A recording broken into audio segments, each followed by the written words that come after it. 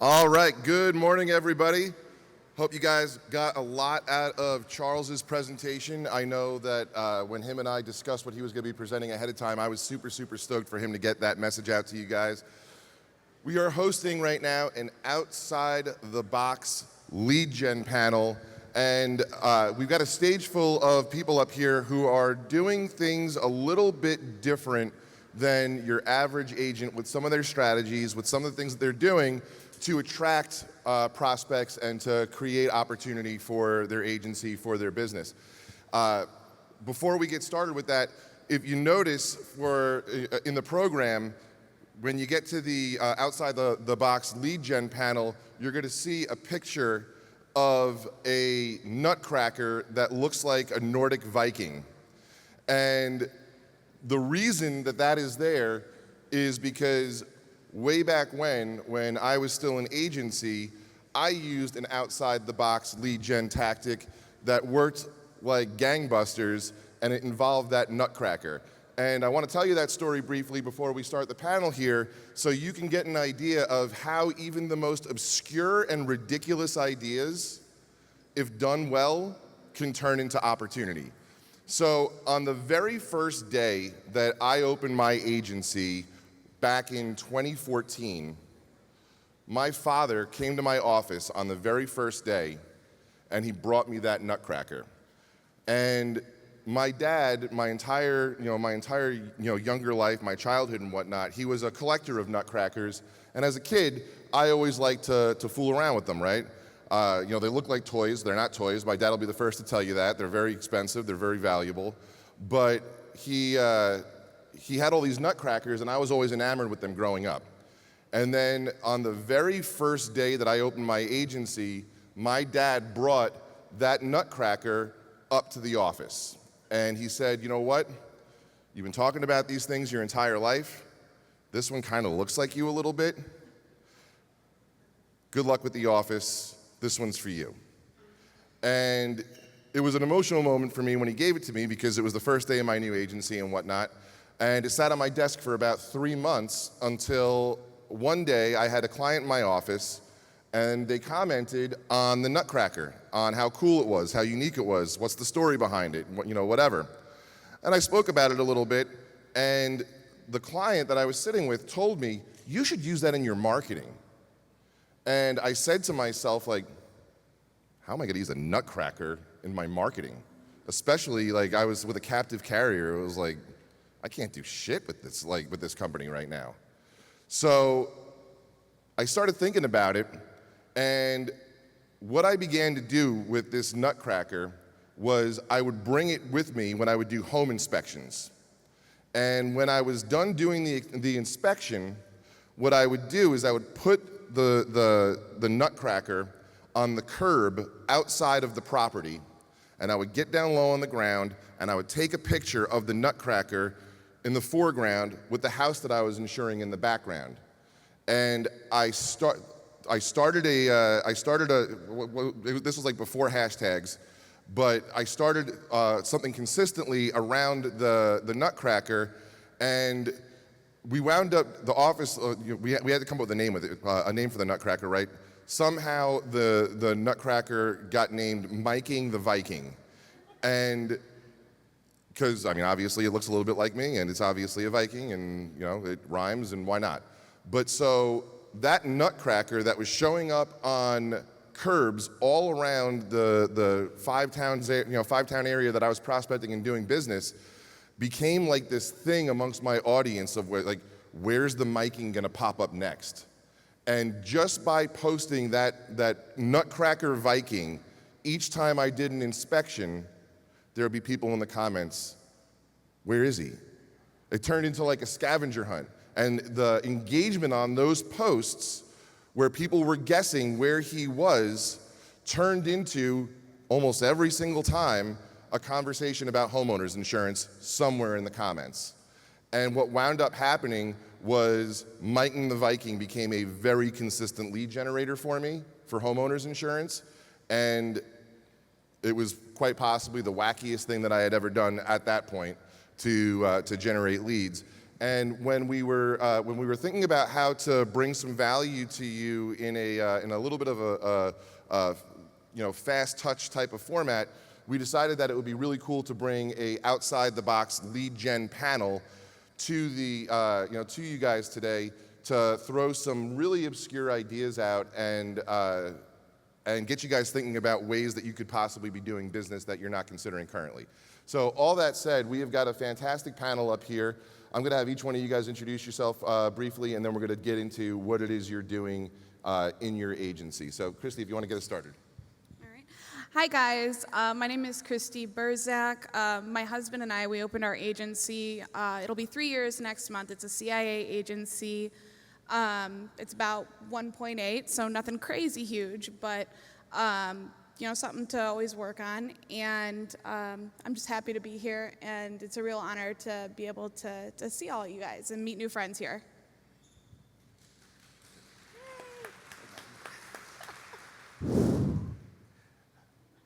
I had to make sure it was on. So, there you go. So I'm Troy Johnson. My best friends call me Dave, but it's a whole other story. I am out of Ohio. I am a health insurance and life insurance guy. Not a huge agency either, sitting at about $4 million in health premium and then other stuff. And I do a lot of not so weird shit that gets good results and a lot of really weird shit that also gets good results. So happy to be here. I don't think anyone here knows this woman yet. My name is Matilda Birkenstock. No, I'm Emily Dillon. I am from Maine. I am a remote commercial agent or commercial producer for Guaranteed Rate Insurance. My apologies to all you personal lines folks. I know the personal line side is a bunch of dicks, but I'm not. My personal book of business is about $2 million, and it's all commercial. We're not talking about what we're doing yet, are we? We'll get there. All right. That's it. Moving along. How's it going, Soup?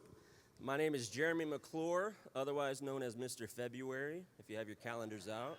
Hold the mic up closer. The mic? Can you hear me? Are we good? Okay, perfect. So I've had my agency since July of last year, so I'm about 9 months in. I'm floating around $1 million in premium currently. I do trucking primarily. I appreciate that one clap. That was awesome. It was probably my wife, to be honest. I'm floating around $1 million in premium, doing primarily trucking, all social media, lead generation, a lot of AI, and we'll kind of dive into that here in a minute. What's up? CJ Hudson Pillar, Nashville, Tennessee. I know what Kevin Hart feels like now when he's on stage, not being able to touch the ground. Hey, I'm 6'4" and I'm dangling too, man. Okay, well, that was the feedback I got from my presentation yesterday. Was, wow, you're way taller than I thought you were. And I was like, oh, that's crazy. I am a independent agent in the Nashville, Tennessee market. I do a lot of really weird lead gen stuff, so I guess I was perfect for this panel. We're about $15 million in premium. So as you guys can see, we are really running the gamut in terms of type of agent, level of experience, size of book, area of country. We really tried to diversify the panel so that when you walk away from this little session here, you have an understanding that weird ideas work anywhere, right? Obscure stuff works as long as you're delivering it properly. So all that said, why don't we each just talk briefly about what we're doing with our unique strategy and what kind of results it drives. Our main lead source is through giveaways. I know everybody's like, oh, I hear all the time about giveaways, and maybe I've tried it once or twice, but it hasn't necessarily worked. We put a couple little odd spins on it that may not be your usual standard giveaway that you see online, and it works very well for us. We do that every single month, at least one a month. Sometimes we do 2 to 3 a month for certain audiences. And our prizes are never over $200 either, so very affordable. When we opened, we had $6,000 to our name, so we had to make it work. We ran lean and mean, and that was kind of all of the thought behind that and making sure that it attracted the right audience for us. So I'm really cheap in a ridiculous kind of way. Like, I hate to spend money. And a couple of years ago, I don't remember how many years ago, I opened up a couple of groups and grew those groups as large as I could without spending a ton of money. And in those groups, I like to ask questions. Hey, have you guys ever heard of? Have you seen this? Things that generate conversation. Well, I also have a wife who's sitting over here who loves to send me TikToks. Anybody here ever get on TikTok? Every once in a while, and you can lose like 8-10 hours a day just not doing anything. But I came across a TikTok not too long ago talking about a 50-50 binder. And the 50-50 binder, raise your hand if you've ever heard of that. So like one person's heard of a 50-50 binder. And what that is it's a binder that you can give your kids that is numbered from 1 to 100 with a different slot for each of those numbers. And these kids then can put money into the binder. Slot 1's $1, slot 2's $2, 3's $3. I won't go through all of them. You might be able to figure it out. What But happens the at end- 14? Yeah, at 14, it's fuck. It's I'll come back to it. I got to count it on my fingers. When you add all that money up, it equals $5,050. All right, so it's a decent amount of money. And what it is it encourages kids to save. But it's really easy to make. You get a 3-ring binder, you print out the 1 through 100 in the front, you put the little baseball card slots inside of it. It costs like $1 to make the entire thing. And I went onto my groups and said, has anybody ever heard of this binder? And universally, everybody said no. And I had like, one person's like, yeah, I'm on TikTok all the time. So yeah, I've seen it. So they knew what it was. I offered to give the binder away with an explanation as to what it was if I could have a conversation with them about another way they could save money for their kids. And what that was a generation tool that I used to get whole life on kids. Anybody here want to write more whole life on children? Underwriting is really complicated. Hey, is the kid still alive? Yes. Great. Approved. And now can you send us a check soon and we'll fund it and we'll pay you and life is good. So from that, it generated a lot of conversation within my group, which is always fun, but also about $6,000 in premium in less than 30 days. So. That's amazing. One thing that I find pretty incredible about being here at Soup is the fact that everyone that's been up here has really pushed the being authentic, being yourself. And I don't know of anyone else except for Kalia who has really represented that to the degree that I have done. The first agency that I worked at, they tried to put me into a box. And I don't know if you guys have ever seen Ice Age, but I am the female human version of Scrat. That shit ain't happening. I'm always looking for that damn nut. Well, I got fired from that agency for being myself and was hired on at another agency where they encouraged me to be myself. And I found that the more that I leaned into that, the better I did. Because people know when you're full of shit. And if you go out there and you just be yourself, 100% wide open, it's like shining the bat signal, right? You shine the bat signal, the people that need Batman are going to come. Well, you shine your bat signal, your people are going to come. And so when I was doing my stand-up comedy, I talk about being an insurance agent at every single show. I got a $106,000 account out of doing that at one of my shows. That's one show. And those people have such a good time, they tell their friends, oh my God, this chick is so damn funny. You need to have her for your agent. And just being myself has been the biggest out of the box success that I've had with my production. But before we pass it to Jeremy, I wanted to jump onto that for a quick second as well. We heard a little bit about this yesterday from George Beach, where he was talking about how he leans into the LGBTQ community, right? And Emily leans into what she does outside of work, being with the stand-up comedy. We've got other people in here that are leaning into other things that they do, and we are more than just insurance agents, right? Like, if you had to list all the things you were in life, like for me, my career is probably landing 4th or 5th below, husband, father, and on and on. So, the ability to take these other areas of your life and lean in and be the authentic version of you will absolutely attract more opportunity to you, whether it is something like what George was talking about the other day. I'm pointing like he's over here and I don't even see him, like Invisible George, Visible George, Follow Invisible the George rainbow. and Visible George. Like George was saying yesterday, like the comedy that Emily does, even if it could be something as simple as if you play in a keg softball league, you can very easily become very known very quickly as the insurance agent for the league and whatnot. It's a matter of just leaning into who you are and whatnot. I didn't mention this when we first got the panel started, I guess a little housekeeping or whatever. I've actually got Ramiz out in the audience right now. Some of the stuff that we're talking about might be piquing curiosity and intrigue and whatnot. We want to make sure that we're getting your answers to questions as well and not just kind of pontificating and whatnot. But yes, absolutely, the authenticity. Jeremy. Awesome. So, like I said before, I do a lot of social media. I do trucking. I'm a part of 250 Facebook groups, trucking Facebook groups, which, as you know, is probably too many for me to keep up with.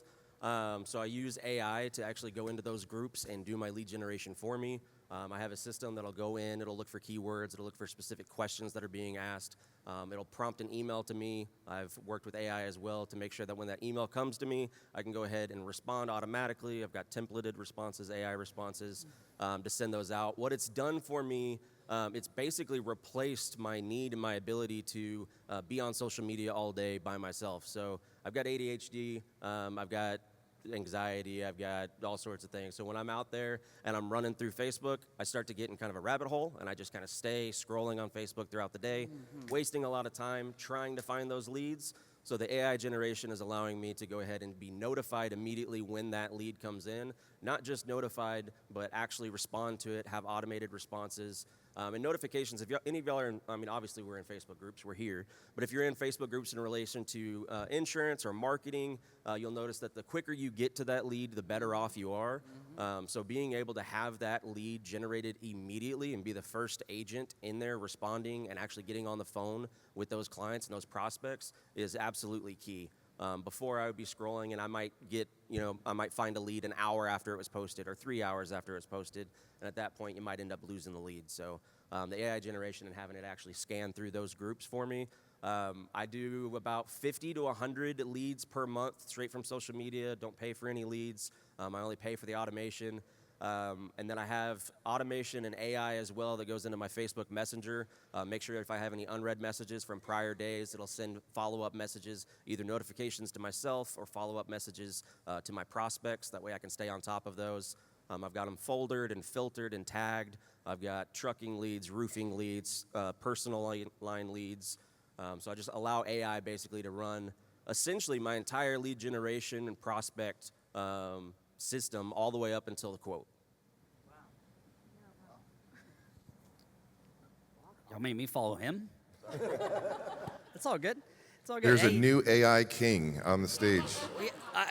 I've been dethroned. I'm just gonna go sit down there. No, I'm just kidding. So for me, we do a lot of the contest stuff too. But one of my biggest obscure ones, if you will, is I run Facebook groups.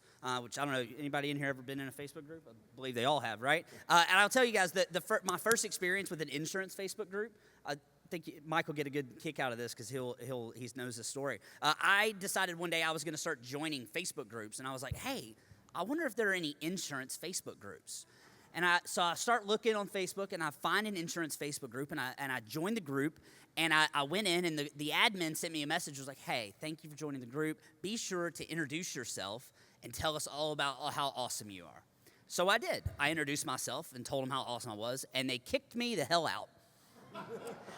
And there's people in this room that can verify that story that actually did happen, but it wasn't Soup, right? I was gonna say everyone's probably like It was Soup.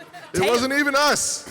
It wasn't even us. Pitbull Taylor has been in my messenger before, but not in that way. So, but no, Facebook groups.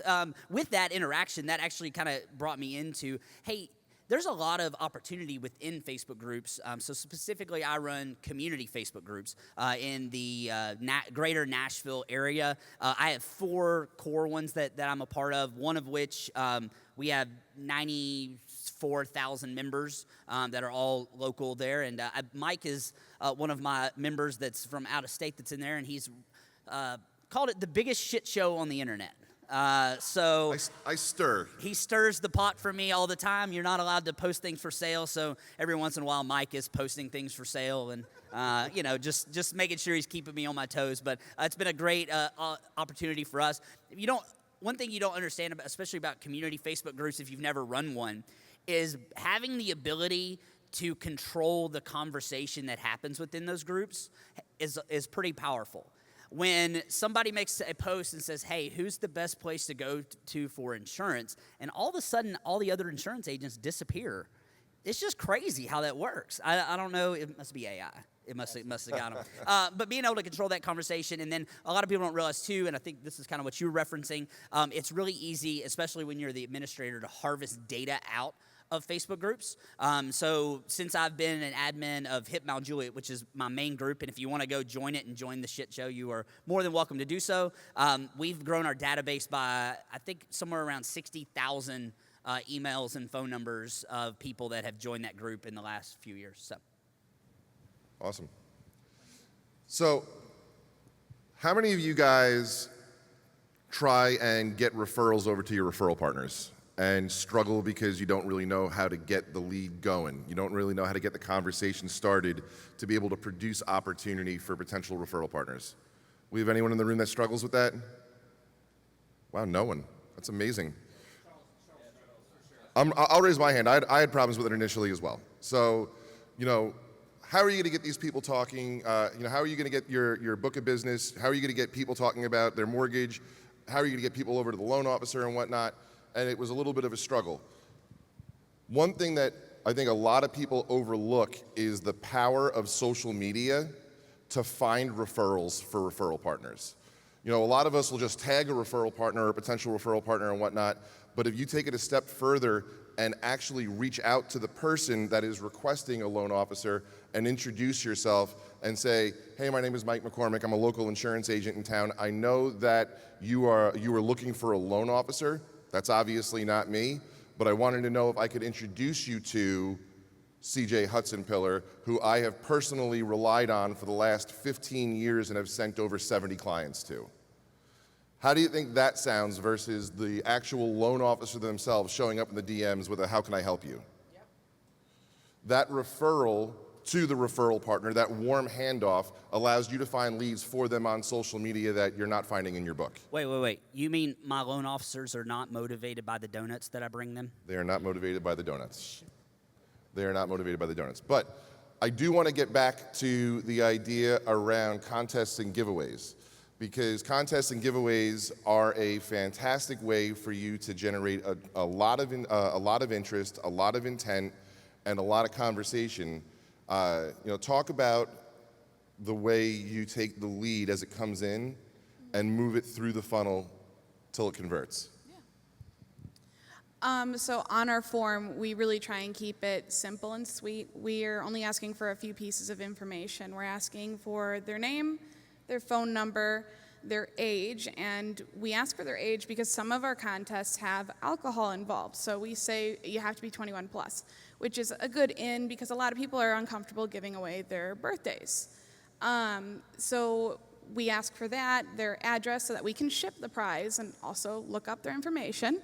And then at the end we say, hey, we would love to have a conversation with you about your insurance. Would you be interested in that? And the answers are yes, and yes, please, no, thank you, or current client. And if they say yes, then they get sent to another form where they'll fill out some more details. It's still a quick form because I don't want them to get scared and shy away, Too many things to fill out, too many questions, personal information. So we really try and keep it short and sweet. Then once that gets put into our system, we send a text out right away that says, hey, thank you for filling out that quote form. If you have declarations pages or anything that has your current coverages on it, you can text us a screenshot here, or you can email it to this email. And then immediately we have VAs that immediately start working on the quotes. and putting the information in and finding everything online. And we reach out to them usually within 24 hours. Sometimes we do get backed up, but once you kind of get that system going, and especially once you get a following, people that are used to it and expect it, they're consistently showing up. And even if they say no to quotes, eventually they might say yes. And it's a bit of a long game, too. Yes, the short return is great, but long game is really important in what we do. And when we started it, we had no idea about that. We just wanted some leads quick, you know? But your name is constantly in front of them when you do it regularly. And that just associates you with insurance. As soon as they get a renewal with high amounts, they're just like, oh, shoot, let me talk to this person, because they're the first insurance agency I think of, because I see them at least once a month. But that's just, it becomes a regular thing, and once you have the systems in place, it becomes a little bit easier every month, but it does take a little bit of time and effort to get that all in place. And, you know, good things come like that, so. You mentioned earlier that the majority of your prizes are $200 and less, or less. Yeah. How many leads on average, and I know that they can vary depending on how well the actual prize hits or connects with the audience, on average when you're running these, how many leads are you bringing in?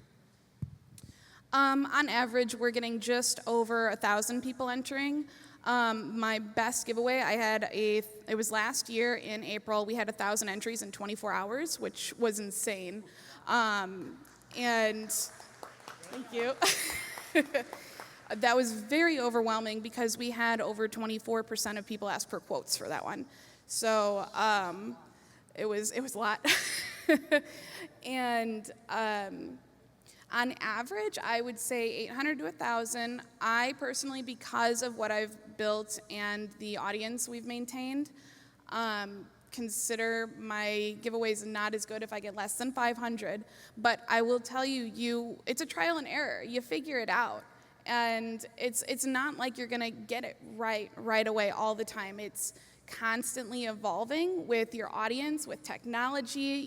You just kind of learn as you go, and people tend to be patient with you. I'm really surprised with that. A lot of people, I came from a captive agency, and they were all like, I need what I want right now. And I found that the leads generated through this are patient, and they're willing to work with you, and they want to talk to you. They don't just want to get a cheap price. They want to talk to somebody and have a conversation. So the little monkey that runs the machine in my head has got the wheels turning right now. And I want to hear more about the AI software that you're using to farm the groups. So why don't you tell us a little bit about that? And if it works the way I hope it works, I might be able to marry both your ideas here on the spot. Let's do it. So Groups Tracker is the system that I use currently. I've gone through about 5 different systems. A lot of them will go through different social medias or web pages, but Groups Tracker is the one where they actually create a Facebook profile, essentially a bot, essentially. We all hate bots, but in this case, I love it. Yeah, okay. Sorry. But it goes into these groups. You get to specify what group you want it to go into, whether it's public or private. It'll go into there. You can set it up for insurance-related topics. You can set it up really for any related topic that you want, especially if it's a community forum and you want something broader. But yeah, you set it up for it. It'll send you an email immediately when one of those posts go through. Depends on how much you want to pay, how many groups you want to put it in. But I mean, it's really limitless.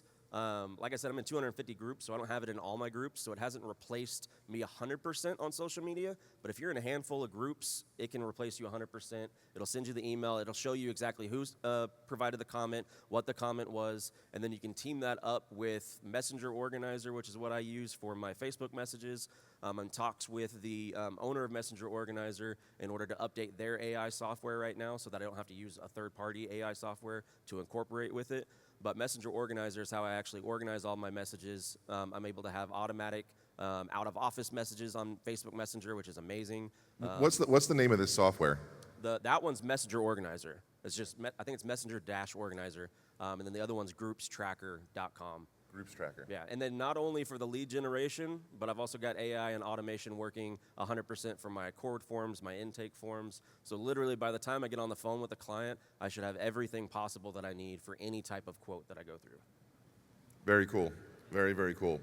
So, taking that particular software that is mining Facebook groups for keywords and the idea behind a contest, if you are looking for people that might be interested in entering your contest, if you're active in your community groups and are a little bit of a known presence with your participation, and you've got this software running in the background, whatever your prize is, if that topic comes up in conversation in any community that you're a part of, you now have the opportunity to invite them to enter your contest. And if it's something that they're interested in, chances are they will. So, all that said, Troy, you do a number of things within the community that I think that the modern agent would probably hear and go, that sounds like something that someone would do in the 80s or 90s. But you do it, and it hits. Talk a little bit about what you do with the ice cream. So the ice cream machine comes once again from my being cheap. So I had a couple of kids graduate last year, thank God, and we're getting out of the house. But they were having a graduation party, and they wanted to have an ice cream machine at the graduation party. So we went to go rent one, and we found out it was a couple of $100s to rent an ice cream machine. And I was like, well, I'm not doing that because that's $200 you're not getting back. So instead, I went and spent $2,000, and I bought one. All right, so then I own this machine, and what we do is we rent that machine out, and it generates money for us, and it's paid for itself a couple of times, but we like it, and that's why we have it, but it's much more useful than that. So the ice cream machine is a way of getting in the door past any gatekeeper you're ever going to meet. So you show up at a business, you should probably call ahead, but it doesn't matter. But show up at a business and say, hey, I brought an ice cream machine. I'd like to set up an ice cream social for everybody who works here. All right, and that's different than going and dropping off donuts, taking cookies to an office and whatnot. When you go to the office and you drop off donuts, you're there for 15 seconds. You're saying hi to the secretary. You say, hey, I left 3 cards. If you could hand those out, that would be awesome. Ha, ha, ha. And then you're on your way. When you show up with an ice cream machine and you're the one who's serving the ice cream, you're there. Okay, you're there for a couple of hours. I did the Jeep plant, which has 800 employees across 3 shifts. I was there for 12 hours. All right, and I just sat there and served ice cream and whatnot, but I had forms out. Are you interested in talking about life insurance outside of your work? Got that approved by their union because not everybody's going to stay. Not all insurance stays and whatnot, and people filled out the form while they ate their ice cream and they sat and talked to me, which was cool. But when you show up and you've got the ice cream machine, you didn't just drop off the donuts, the people who are in charge of different areas, or even if you go to a smaller place, the owner actually comes down and talks to you. You're there long enough that they can make time in their day to come down and hear what you have to say. Because as busy as everybody is, and that includes everybody in this room, everybody has downtime on every hour of every single day. Okay? So if you're there to fill that downtime, they can come and they can talk to you. And the better part is, if they talk to you and then they think of something else they want to talk about and you're still there, they can come back. So you have even further conversations that way. So it's just a great way of getting past the gatekeeper, because that's really the biggest issue. It's that lady or guy in the front office who looks like a complete and total bitch, and you're like, oh, God. And you walk up and you're like, I want to see the person in charge. And they're like, no. And you're like, okay. So you leave. But you stop in and you go, hey, I brought an ice cream machine, and I can serve everybody here ice cream over the course of the day, and it's 1,000 degrees outside. How's that sound? And they're like, come on in. And then you're there having those conversations. So that's what we've done with that. That's awesome. So, all right. Clap it up. So Emily, at some point in time, you decided to incorporate insurance into your act. Wasn't always the case.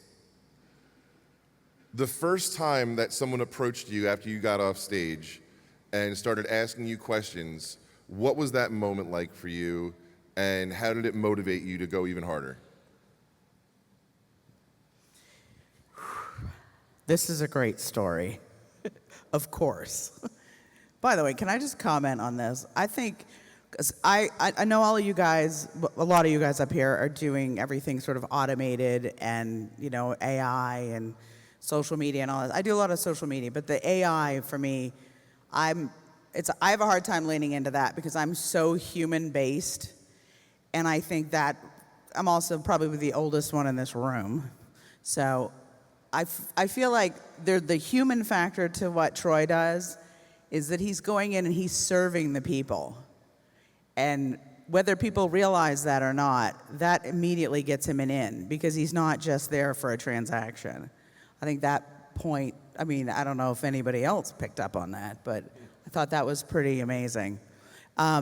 So it wasn't the first time, but it was the most impactful time. I was doing a stand-up set at an open mic in a bar that used to be a whorehouse.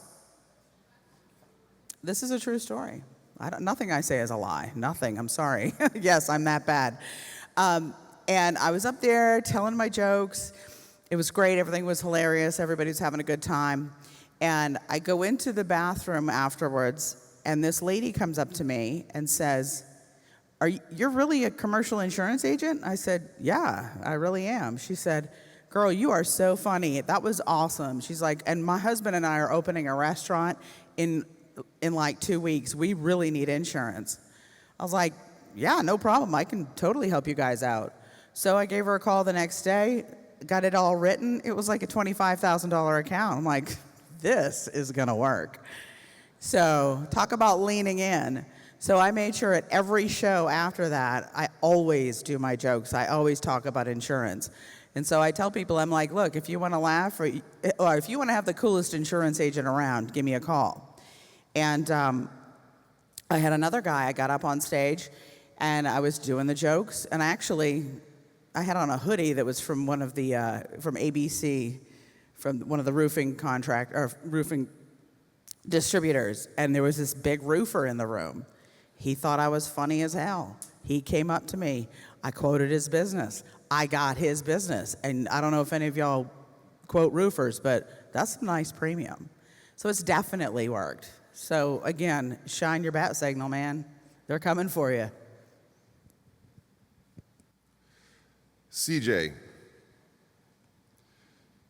you run a group that I have lovingly called the biggest shit show on Facebook, which is surprising considering there are days that I also consider myself to be running the biggest shit show on Facebook. But you have generated a tremendous, tremendous amount of opportunity out of that group. Talk to us about how you get that community interested in talking about insurance. Yeah, sure. So a couple things there. Like, I talked earlier about being able to kind of control the conversations that are going on within the group. That's really where the value comes from. For those of you, I'm sure all of your communities have these local groups as well. The big thing for me, and I've learned this along the way, is the value in groups happens in the comments section. Okay, when a post goes up, right? Somebody makes a post, hey, I'm looking for insurance, things like that. There's going to be tons of people tagged. There's going to be insurance agents introducing themselves. There's going to be thirsty people in the comments. But having a network of people that you're building relationships with that are consistently starting to tag you starts giving you a brand recognition within that group. So a syndicate, if you will. A syndicate, yes. And for my CAC Organics people, I might have just done a video on this like 2 weeks ago. So yeah, a syndicate, a mafia, you might even say, of people that are ready to jump in and put your name out there. Because again, typically the person that makes the post, that's one thing, but the power comes from having your profile and things set up to let people know that you do insurance, but without spamming them about insurance, and you coming up natively and having a lot of people, basically singing your praises, even if they're not your clients. And so that we do that, we've built that over time, and it started to be where, my team also built it up. So any given post that goes up in our group, my team internally is having a little contest to see who can get tagged the most. But at the end of the day, they all lead back to Hudson Polar Insurance. And so I don't care either way, it works out. So you guys may notice that pretty much every strategy up on stage right now is something that can be done very affordably. Most of it does not require you to be overly technologically savvy. And a lot of it drives prospecting in a way that is going to be very relationship based, which by and large are the best kinds of leads, right? And you may be sitting in the audience right now and thinking to yourself, you know what? I've already moved past that stage in my agency. Maybe I've grown. I've got 5, 8 people. I'm not looking to do the free stuff anymore. I'm not looking to do the inexpensive stuff anymore. One thing that we see as a major, major eye-opener when we're working with our clients is introducing the idea of, like a lot of these ideas, well, do you have your producers doing it too? And 8 times out of 10, 4 times out of 5 if we're reducing fractions, I'm from Tennessee. We don't do math good, so I appreciate you doing that for me. I'm doing fractions with my kid in math, with one of my kids in math right now. It's fresh on the brain. Once you've got your team actively engaged in the prospecting process, and you show them ways that they can find their own opportunity themselves in ways that they're not thinking of, that light bulb moment goes off. And right now, if you're bringing in 200 leads a month from whatever it is you're doing, and it's producing X, and now you've turned your producers on to very, very inexpensive or free ideas that can help them produce their own opportunity, and for $0 or close to $0, your agency over a 60-day period goes from 200 leads a month to now you've got 3 or 4 producers that are all finding 15, 20, 25 leads themselves. All of a sudden, your lead flow has gone up 50% in 60 days. Think of the impact that your agent that would have on your agency if you had 50% more opportunities, and a lot of the opportunities were coming through a channel that was personal, that had rapport building involved in it to whatever degree, and had the actual intent kind of baked in before the conversation itself actually started. So, you know, we really wanted to make it a point to bring up a very diverse panel in approach, but also present to you guys a number of ways that if you are trying to grow, you are trying to scale, whether you're a one-person shop or whether you have 3, 4, 10, 2,712 people like Billy Wagner working for your agency, you've got the ability to have all of them expand their reach and really help grow your agency effectively and efficiently. CJ, I know you have tried a lot of stuff over the years. And I've broken a lot of things. And yes. I've been by your side on a bunch of it. What would you say has been your wackiest idea that worked? Ooh, I've had a lot of really wacky ideas. I think anything getting the community involved. I think my rock scavenger hunt, I think that was probably my best one. We hit a rock in my town. I painted it gold, and I had a prize for anybody that could find it. And they basically could get hints by giving me a little more information about themselves. We also had a chat bot that I built out that had the ability to, they could send their location and it would tell them whether or not they were hot or cold. And so we had, roughly 5,000 people in my town looking for the rock.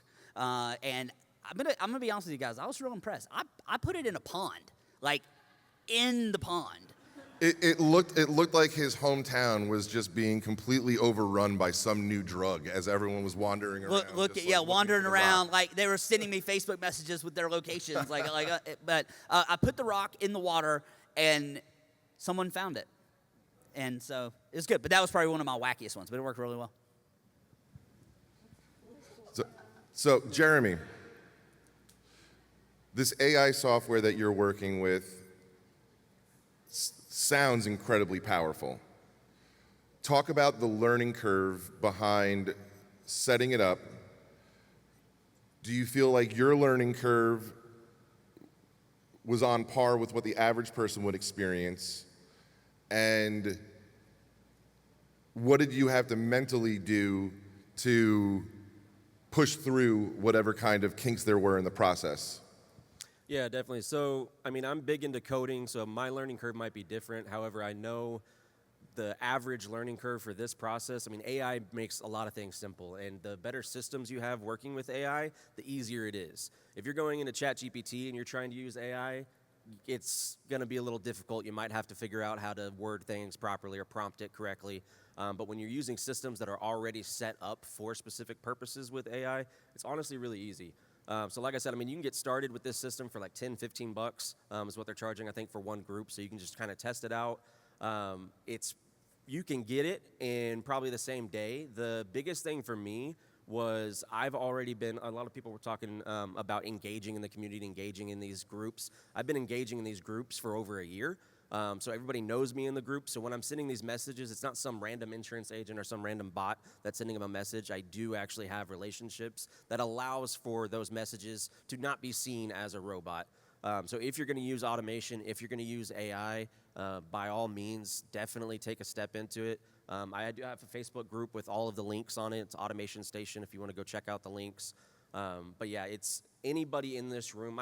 Honestly, my mother is not tech savvy at all. Neither is my wife, but I'm not going to call her out on it right now, or I just did. But they could honestly do it. Literally anybody can do it. It's just a matter of knowing kind of the first step to take. And after you know that first step, the rest of it just kind of falls into place. If I can speak on that point for a quick second here as well. That first step, guys, is so crucial. So many of us have got so many great ideas, and we're completely paralyzed with how to go about accomplishing it, so we don't do anything at all.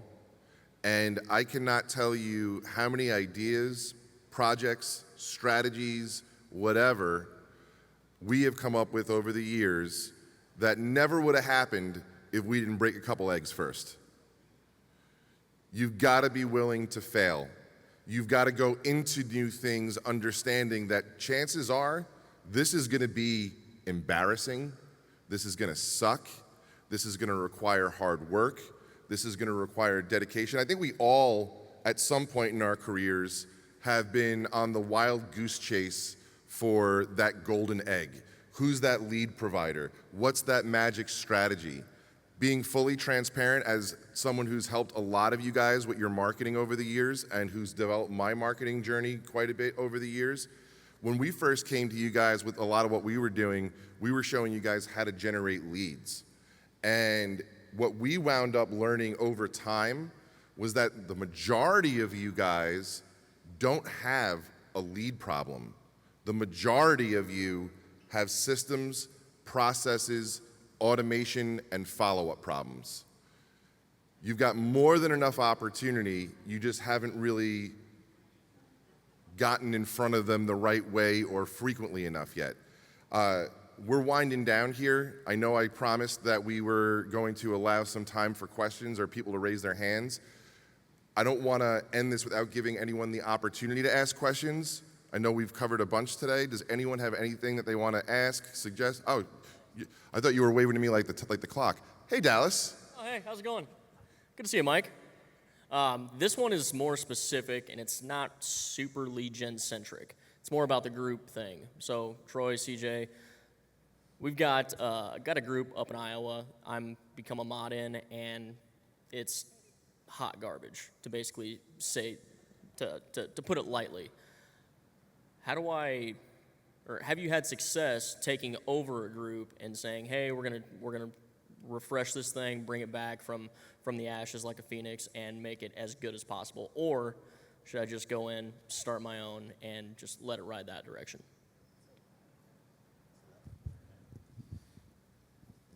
So you can go about it in two ways. So if you take it over, go in and immediately turn on post approval, and go in and immediately put in the keyword so that when people say stupid shit, it pops up and you can see it. And then make a decision in the first couple of months, hey, this is something I can turn around or I cannot. And kind of watch how it goes. When you have post approval on, you can see what's coming. And I leave mine on in my groups so that I can see when people post, because then I see, hey, I'm looking for an insurance person. before I even approve the post, and I can just message the person and saying, hey, I'm not going to put that on there, but I'm going to give you this as a referral, or I'm going to do it myself. Same with real estate and things like that, with my wife being a realtor, so that you can see everything kind of rolling through it. But after like 2 months, if you can't fix what is hot garbage, then you've already taken it over. Scrap it and start new, and then set your parameters and follow them. Yeah, Dallas, I can chime in here too. I've actually taken over a number of groups over the years, and my experience has been very, very consistent. A bad culture can be turned around, a dead group cannot. I agree with everything you guys said. The group that Mike is referencing, I actually got to watch him take this group over and go through. And the first thing you have to do is you got to turn on the post approval. You got to get rid of the bot stuff. You got to get rid of the stuff that's not driving value. If you do go the route of starting your own group, use that other group as like a, hey, look, if you're in this group, I know that this group's kind of not great anymore. We're going to start fresh over here and push traffic that direction to try and grab some of that audience back, because building the audience, getting the legs under the group is the hardest part. Because once you get it to a certain size, the growth takes care of itself. You just have to get it there, and you can utilize that other audience to grab the people that are interested and pull them out. All right, guys, in the spirit of making sure that we honor the schedule today, we are going to wind this down. I hope you guys picked up a couple of gems here. I think that there was a lot of fantastic ideas and information shared on stage here today. But yeah, we're going to wind down and take a little break.